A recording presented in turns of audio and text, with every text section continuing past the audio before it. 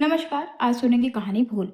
Kitchen में खड़ी होकर खाना बनाते बनाते कामाक्षी जी की कमर दुखने लगी। पर वे करे भी तो क्या करे, इतने मेहमान जो आ रहे हैं। बहू की पहली दिवाली है, कल तक उसे उपहार लेकर मायके जाना था, पर अचानक बहू की माँ प्रमोदा जी का फोन आ गया कि अमेरिका से उनका छोटा भाई और भाभी आए हुए हैं। वे शादी पर नहीं आ सके थे, इसलिए वे आप सबसे मिलना चाहते हैं।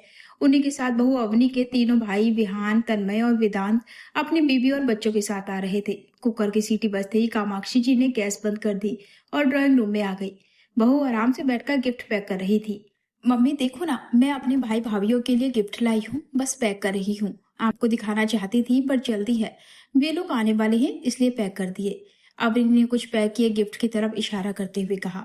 तभी कामाक्षी जी का बेटा घर में दाखिल हुआ और अपनी पत्नी से बोला, अवनी एक कप चाय बना लाओ, आज ऑफिस में काफी थक गया हूँ। अरे आप देख नहीं रहे हैं कि मैं गिफ्ट पैक कर रही हूँ। मम्मी आप ही बना दीजिए ना चाय, मुझे अभी तैयार भी होना है। मेरी छोटी भाभी बहुत फैशनेबल है, मुझे उनकी टक्कर का तैयार होना है। इतना कहकर अपनी अपने गिफ्ट पैक करने में लग गई। शाम को कामाक्षी के ड्राइंग रूम में करीब 10-12 लोग बैठे हुए थे। उनमें अवनी के तीनों भाई, उनकी बीवियां, उसके मम्मी पापा, बच्चों का झुंड और उन सबके बीच मेहमानों की तरह उनकी बहू अवनी बैठी थी। कामाक्षी जी ने इशारे से बहू को बुलाया और रसोई घर में ले जाकर कहा, अवनी सबके लिए चाय बना दे, तब तक मैं पकौड़े तल लेती हूँ। क्या मम्मी, मायके से परिवार के सारे लोग आए हैं और आप कह रही हैं कि मैं उनके साथ न बैठकर यहाँ रसोई में काम करूं? मैं तो कब से कह रही हूँ कि आप एक नौकर रख लो, पर आप हैं कि बस अब मुझसे कुछ मत करने को कहिए। मेरे घर वाले मुझसे मिलने आए हैं, अगर मैं यहाँ किचन में लगी रहूंगी तो उनके आने का क्या फायदा। इतना कहकर अपने किचन से बाहर निकल गई और कामाक्षी जी किचन में अकेली रह गई। उन्होंने शांत रहकर काम करना ही उचित समझा। कामाक्षी जी ने जैसे तैसे चाय और पकौड़े बनाकर बाहर रख दिए और वापस रसोई में खाना गर्म करने चली गई। बाहर से ठहाकों की आवाजें जब जब उनके कानों में पड़ती, उनका मन जल जाता। कामाक्षी जी के पति देवराज जी 1-2 बार किचन में आए, सिर्फ ये कहने के लिए, कुछ रोटियों पर घी मत लगाना, अवरे की भाभी नहीं खाती, और खिलाने में जल्दी करो, बच्चों को भूख लगी है। कामाक्षी जी का खून तब और जल गया जब जाते जाते अवनी की मम्मी प्रमोदा जी ने उनसे ये कहा, क्या बहन जी, आप तो हमारे साथ जरा भी नहीं बैठी, कोई नाराजगी है क्या? सबके जाने के बाद अवनी तो तुरंत सोने चली गई और कामाक्षी जी रसोई संभालने में लग गई। अगले दिन उनका मन हुआ कि वे पति और बेटे से बीती शाम की स्थिति पर चर्चा करें, पर दोनों ही जल्दी ऑफिस चले गए। 2 दिन बाद फिर अवनी की एक भाभी घर पर आ गई और उसको अपने साथ शॉपिंग पर ले गई। शादी के बाद से ये सिलसिला अनवरत चल रहा था। कभी किसी का जन्मदिन, कभी किसी की शादी की सालगिरह। अवनी के घर वालों का काफी आना जाना था, जिससे वे तंग आ चुकी थी। एक दिन मौका पाकर उन्होंने अपने पति देवराज जी से इस बारे में बात की। सुनो जी, अवनी ना तो अपने घर की जिम्मेदारी संभालती है और ना ही शौर्य का ख्याल रखती है। मैं चाहती हूँ कि उसका अपने मायके आना जाना कुछ कम हो। शादी को साल होने जा रहा है और बहू आज भी महीने में 7 दिन अपने मायके में रहती है। बाकी के दिन उसके घर का कोई ना कोई यहाँ आ जाता है। सारा सारा दिन फोन पर कभी अपनी मम्मी से, कभी भाभी, तो कभी किसी सहेली से बात करती है। देखो कामाक्षी, तुमको ही शौक था कि तुम्हारी बहू भरे पूरे परिवार की हो, दिखने में ऐश्वर्या राय हो। तुमने खुद ही तो अवनी को पसंद किया था, कितनी लड़कियां नापसंद करने के बाद। अब तुम घर के मामले में हम मर्दों को ना ही डालो तो अच्छा है। कामाक्षी जी सोचने लगी कि इनकी बात भी सही है। मैंने कम से कम 25 लड़कियों को देखने के बाद अपने बेटे के लिए अवनी को चुना था। तभी पति की बातों से उनकी तंद्रा टूटी। वे कह रहे थे, कामाक्षी तुम कितने दिनों से कहीं बाहर नहीं गई, ऐसा करो तुम अपनी बहन तारा के घर आओ, तुम्हारा मन अच्छा हो जाएगा। अपनी बहन से मिलकर अपना दिल हल्का करने की सोच से ही कामाक्षी जी खुश हो गई। अगले दिन ही वे तैयार होकर अपनी बहन तारा से मिलने चली गई, जो पास में ही रहती थी। पर बहन के घर पर ताला लगा देखकर उनका मन बुझ गया। तभी बहन की एक पड़ोसन शारदा जी ने उन्हें पहचान लिया और बोली, अरे आप कामाक्षी जी है ना, तारा जी की बहन? जी हाँ, आपको पता है तारा कहाँ गई है? तारा जी पास के बाजार तक गई है, आप आइए ना। नहीं नहीं, मैं यहीं बैठकर इंतजार कर लेती हूँ, कामाक्षी जी ने संकोच से कहा। अरे नहीं कामाक्षी जी, आप अंदर आकर इंतजार कर लीजिए, वो आती ही होंगी। उनके बहुत आग्रह पर कामाक्षी जी उनके घर चली गई। आपकी तस्वीर मैंने तारा जी के घर पर देखी थी, आइए ना, उन्होंने आवाज लगाई। अंदर से एक बहुत ही प्यारी सी लड़की बाहर आई। बेटा देखो, ये कामाक्षी जी हैं, तारा जी की बहन। इतना सुनते ही उस लड़की ने उनके पैर छू लिए। कामाक्षी जी ने उसे मन से आशीर्वाद दिया। तभी शारदा जी बोली, ये मेरी बहू है कामाक्षी जी, बहुत प्यारी बच्ची है। मम्मी जी मैं चाय रखती हूँ। इतना कहकर वो अंदर चली गई। कामाक्षी जी ने एक नजर घुमाई। इतने सलीके से हर चीज रखी हुई थी कि देखकर उनका मन खुश हो गया।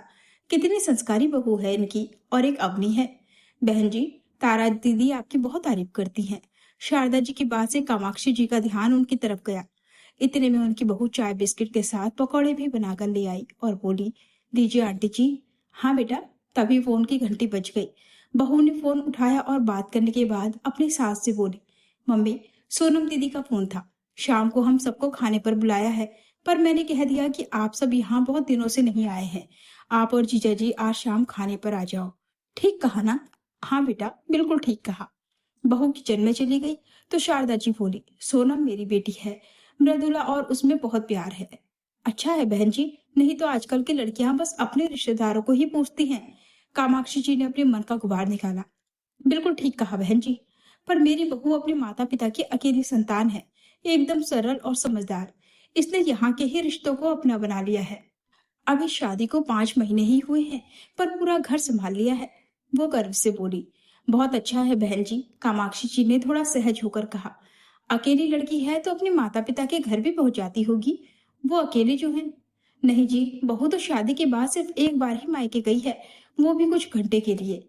वो बात कर ही रही थी कि बाहर से तारा की आवाज आई, मृदुला बेटा, घर की चाबी दे देना। तारा की आवाज सुनकर मृदुला किचन से निकली और उनको अंदर ले आई। मृदुला ने खाने के लिए रुकने की बहुत जिद की, पर दोनों बहनें रुकी नहीं। अगले ही पल कामाक्षी जी अपनी बहन तारा के घर आ गई। तारा के दोनों बच्चे अमेरिका में रहते थे। वो और उनके पति अकेले ही रहते थे। दीदी, आज मेरी याद कैसी आ गई? तारा ने मेज पर सामान रखते हुए कहा। बस यूं ही, तू बता कैसी है? मैं तो ठीक हूँ दीदी, पर आपको क्या हुआ है कि इतनी कमजोर होती जा रही हो? तारा ने कहा। शायद कामाक्षी जी की परेशानियां उनके चेहरे पर भी झलकने लगी थी। आंटी जी, आज मैंने राजमा बनाया है, आपको राजमा बहुत पसंद है ना? आप तो खाने के लिए रुकी नहीं, इसलिए मैं ले आई और इन्हें किचन में रख रही हूँ। अचानक मृदुला दरवाजे से अंदर आई और किचन में राजमा रखकर मुस्कुराते हुए चली गई। बहुत प्यारी लड़की है, कामाक्षी जी के मुंह से अचानक निकल गया। अरे दीदी, यही तो वो लड़की है जिसकी बात मैंने शौर्य के लिए चलाई थी, याद है ना आपको? इनके ऑफिस के एक साथी की बेटी। दीदी, आपको याद नहीं आया क्या? तारा ने कामाक्षी जी की याददाश्त पर जोर डालने को कहा। अरे दीदी, जिसकी फोटो भी मैंने मंगवा ली थी, पर इसका कोई भाई नहीं था, अकेली बेटी थी, इसलिए आपने फोटो तक नहीं देखी थी।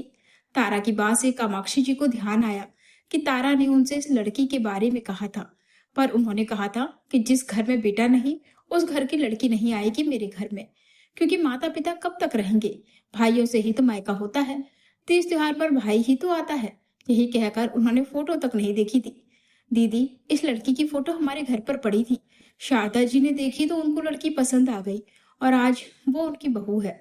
बहुत गुणी है मृदुला, अपने घर के साथ साथ हम पति पत्नी का भी खूब ध्यान रखती है। आओ चलो दीदी, हम खाना खा लेते हैं।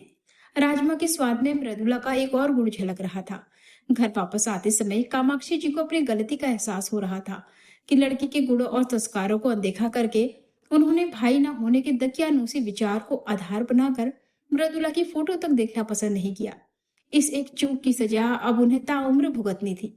ये कहानी समाज की उस पुरानी और संकीर्ण मानसिकता पर चोट करती है, जहाँ किसी लड़के के चरित्र, संस्कार और गुणों को परखने के बजाय उसके परिवार के आकार या भाई के होने ना होने को वरीयता दी जाती है।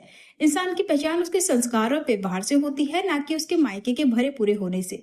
बाहर दिखावे के पीछे भागने से बेहतर है कि आंतरिक गुणों का सम्मान किया जाए। क्या कामाक्षी जी की ये सोच सही थी कि बिना भाई वाली लड़की संस्कारी नहीं हो सकती? आपके अनुसार क्या शादी के लिए लड़की चुनते समय बाहरी सुंदरता और बड़ा परिवार देखना ज्यादा जरूरी है या उसके संस्कार और व्यवहार? यदि आप कामाक्षी जी की जगह होते तो अवनी को घर की जिम्मेदारी को एहसास कराने के लिए क्या कदम उठाते? आशा है दोस्तों आपको ये सीख देती हुई पारिवारिक कहानी पसंद आई होगी। अपने विचार और जवाब हमें नीचे कमेंट बॉक्स में लिखकर जरूर बताएं। अगर आपको ये कहानी अच्छी लगी हो तो इसे अपने दोस्तों और परिवार के साथ शेयर करना ना भूलें। ऐसी और बेहतरीन कहानियों के लिए हमारे साथ जुड़े रहें। धन्यवाद।